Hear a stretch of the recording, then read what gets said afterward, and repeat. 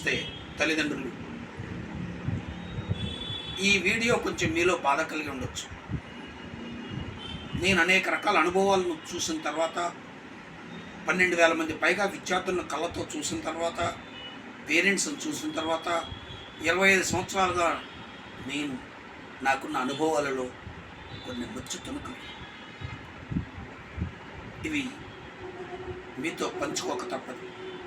కొంతమంది తల్లిదండ్రులైనా ఆలోచిస్తారని, ఎప్పటికైనా తమ పిల్లల బాగు కోసం ఆలోచించే దిశగా ప్రయత్నిస్తారన్నది నా అభిప్రాయం. అంతేగాని అందరు తల్లిదండ్రులను ఉద్దేశించి కాదు. ఎక్కువ మంది గురించి నేను మాట్లాడుతున్న విధానం అన్నాను. ఓ విద్యార్థి, నీ పతనానికి కారణం 1 స్కూళ్ళు, 2 స్కూల్ టీచర్లు, 3 సమాజం, 4 తల్లి, 5 తండ్రి, వీళ్ళందరూ వెరసి 6 ప్రభుత్వాలు, వీళ్ళందరూ వెరసి ఓ విద్యార్థి పతనానికి కారణమయ్యారు. జనరల్గా ఒక విద్యార్థిని ఈరోజు చదువు సంధ్యలు లేకుండా ఉండడం వల్ల డ్రగ్స్కి అలవాటవుతూ, గంజాయికి అలవాటవుతూ, ఇంజనీరింగ్ కాలేజీలకు వచ్చి పతనమవుతున్న విద్యార్థుల్ని, ఇంటర్మీడియట్లో పతనమవుతున్న విద్యార్థుల్ని, డ్రగ్స్కి అడిక్ట్ అవుతున్న విద్యార్థుల్ని, సోంబేరులా తయారవుతున్న విద్యార్థుల్ని నేను అనేక మందిని చూసి చెప్తున్నాను. వీళ్ళందరూ ఇలా పతనమవడానికి కారణం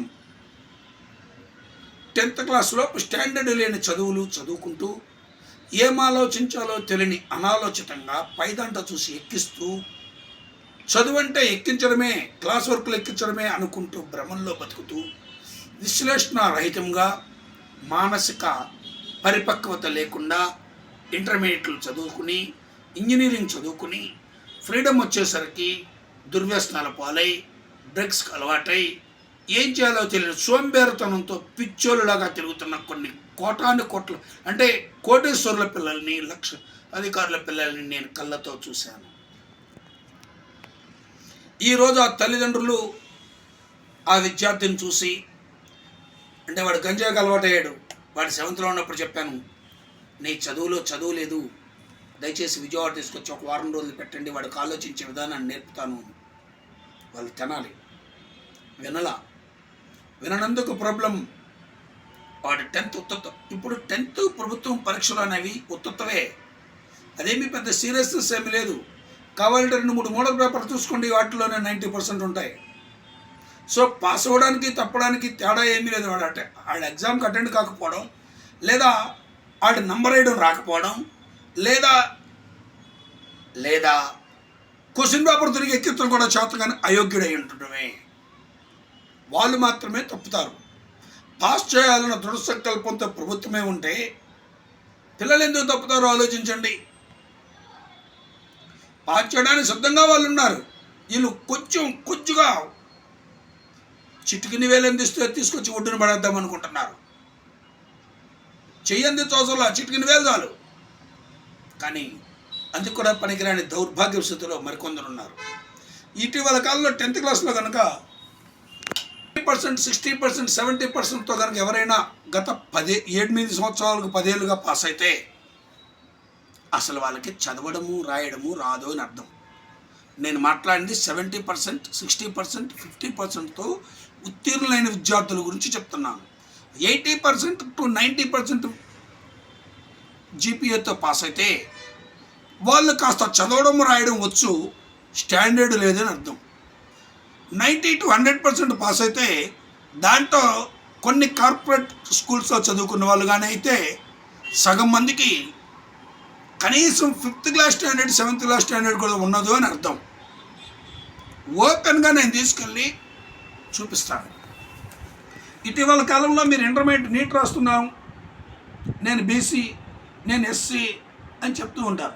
కట్ ఆఫ్ మార్క్ వస్తే సీట్ వస్తుంది అని. కరెక్టే, వాళ్ళు మార్కెటింగ్ చేసుకోవడానికి మీ పిల్లల్ని తీసుకెళ్ళి వాడుకుంటున్నారు. వాడుకోవడం అంటే వ్యాపారంలో బతుకుతున్నారు. అయితే అసలు వాళ్ళకి మినిమం స్టాండర్డ్స్ లేకుండా 10th క్లాస్ పాస్ అయిన ఆ విద్యార్థికి మైండ్ స్ట్రెంగ్త్ కానీ మైండ్లో ఎనాలిసిస్ కానీ ఎక్కడి నుంచి వస్తుంది? రాదు. అక్కడ లెక్చరర్లు అద్భుతంగా కష్టపడి చెప్తూ ఉంటారు, కానీ వీళ్ళు ఫాలో అవ్వగల స్టాండర్డ్ ఉందా? లేదు. మరి వాళ్ళు ఫాలో అవ్వాలంటే ఏం చేయాలి? ఒకే ఒక పరిష్కారం, కొసరాజు ప్రసాద్ తయారు చేయబడిన ప్రోగ్రామ్స్ మాత్రమే.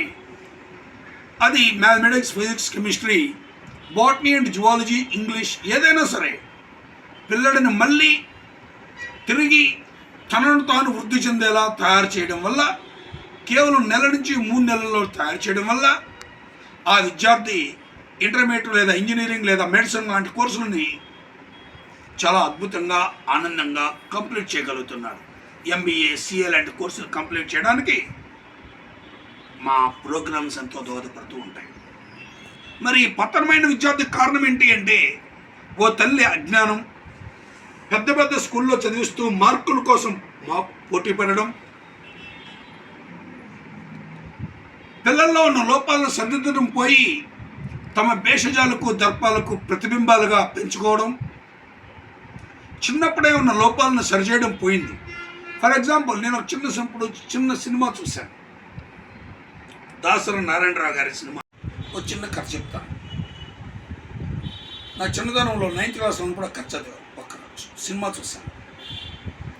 ఆ సినిమాలో తల్లి కొడుకు చిన్నప్పుడు పక్కింటి కాంచి తోటకూర దొంగతనం చేసి తెస్తాడు. కూర వండుకొని తింటారు, శుభ్రంగా బాగుందనుకుంటారు. ఈ తోటకూర ఎక్కడ తెచ్చావని ఆ రోజు ఆ పిల్లల్ని మందలించాడు. ఆ తర్వాత వాడు కొంచెం పెరిగి పెద్దవాడవుతూ సైకిల్ దొంగతనాలు, పక్క పుస్తకాలు, వాచీలు ఇలా కొట్టేసుకుంటూ పెద్దవాడై ఒక ఇంట్లో దొంగతనం చేసి పోలీసులు దొరుకుతారు. అప్పుడు వాడిని జైల్లో పెడితే ఈ తల్లి నన్న కన్నా నీ జీవితం నడిపిపోయిందంట అని ఏడుస్తూ ఉంటుంది. అప్పుడు వాడి నోట్లోంచి ఒక మాట వస్తుంది, అమ్మ, నేను పక్కింట్లో తోటకూర తెచ్చినప్పుడు ఈ తోటకూర ఎక్కడిరా అని నువ్వు నన్ను అడిగి ఉంటే నేను బాగుపడేవాడినమ్మా. నేను సైకిల్ కొట్టుకొస్తే ఈ సైకిల్ ఎక్కడి నుంచి తెచ్చావురా అని నువ్వు నన్ను అడగలేదమ్మా. ఆ రోజు నన్ను ఒక్క చెంపదెబ్బ కొట్టి ఉంటే నేను బాగుపడేవాడిని కదమ్మా. ఈరోజు నేను బైక్ మీద తిరుగుతుంటే ఈ బైక్కి డబ్బులు ఎక్కడేరా అని నువ్వు అడిగావమ్మా. అమ్మా, నేను చిన్నప్పుడు తెలుసో తెలియకో చేసిన తప్పులు పెరిగి పెద్దయి ఈరోజు నా పతనానికి నా జీవితాన్ని తినేస్తే దానికి కారణం నువ్వే కదమ్మా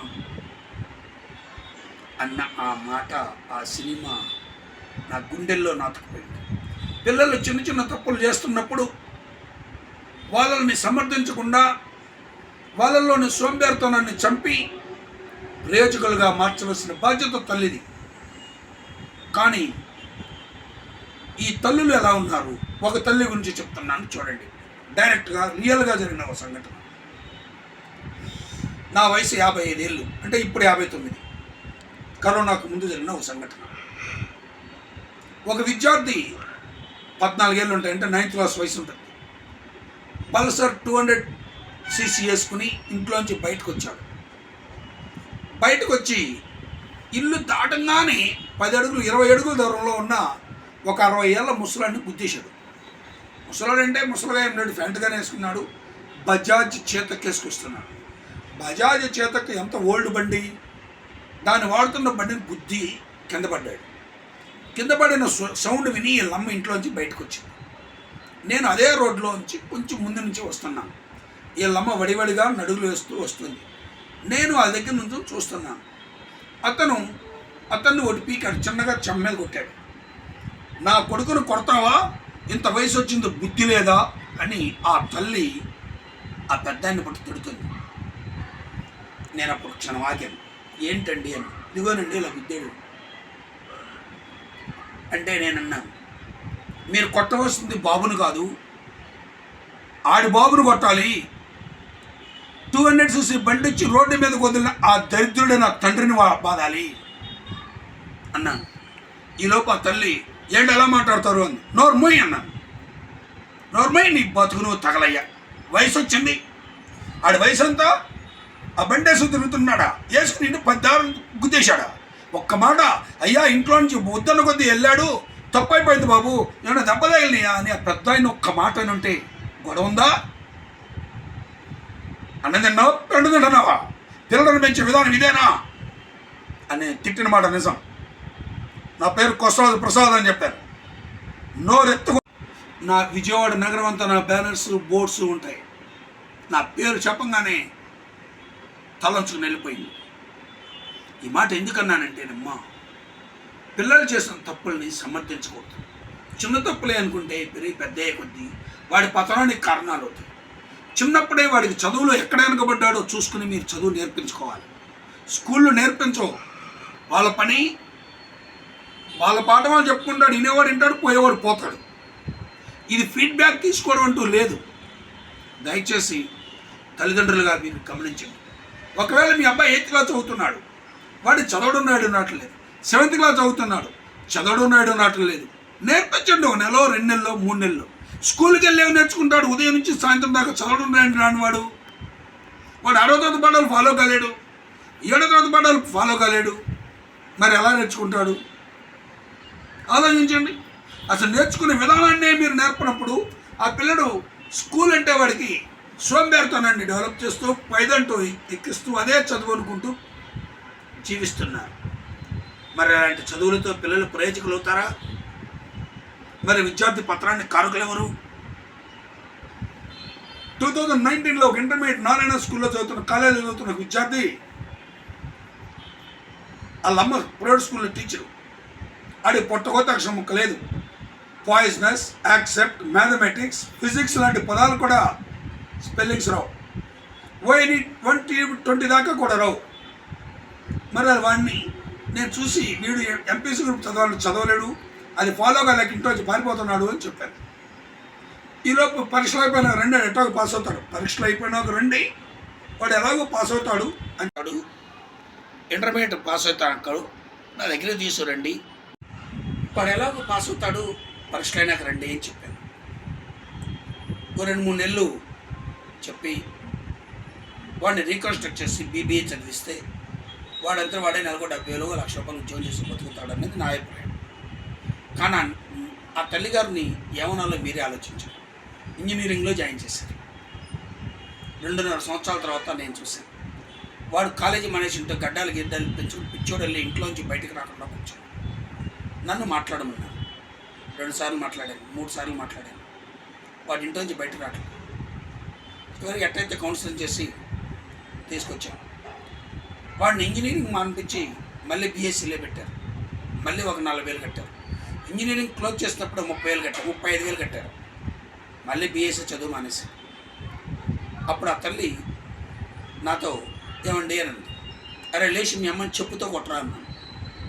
ఎందుకనంటే ఆ తల్లి అన్న మాట ఏంటంటే, మా అబ్బాయికి చిన్నప్పటి నుంచి స్పెల్లింగ్లు రావు అంటే యాక్సెప్ట్, ONE1, TW2 లాంటి చిన్న పదాలు, మ్యాథమెటిక్స్ లాంటి చిన్న పదాలు కూడా రాకుండా వాడు ఇంజనీరింగ్ చదువుతాడా?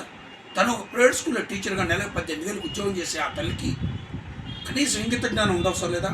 వాడు స్పెల్లింగ్లు రాకపోవడానికి 5వ తరగతి చదువుతున్నాడా, 6వ తరగతి చదువుతున్నాడా? ఇలాంటి అజ్ఞానంలో ఈ రోజుకి 70-80% మంది international school parents, concept school parents ఉన్నారంటే మీరు నమ్మలేరు. కారణం చెప్పండి. మీరు వాడు ఎంపీసీ గ్రూప్ చదివి ఇంజనీరింగ్ ఎలా చదువుతాడో చెప్పండి. వీధి కుక్కకు అర్థమవుతుంది, కానీ ఈ చెత్త తల్లిదండ్రులకు అర్థం కావట్లేదు.